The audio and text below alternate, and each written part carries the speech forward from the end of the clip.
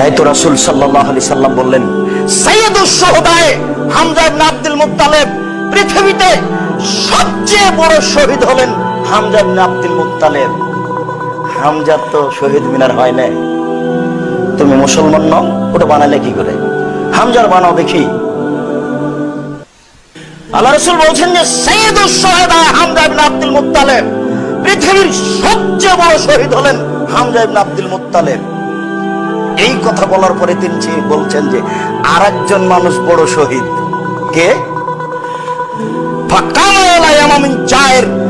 স্বৈরাচারী শাসকের সামনে দাঁড়ালো, স্বৈরাচারী শাসকের পাশে গিয়ে বলছে যে আমারাহু অনাহাহু, তাকে ভালো কাজের আদেশ করলো, মন্দ কাজের নিষেধ করলো, বললো যে মূর্তি বন্ধ করো, ভেঙে দিতে হবে।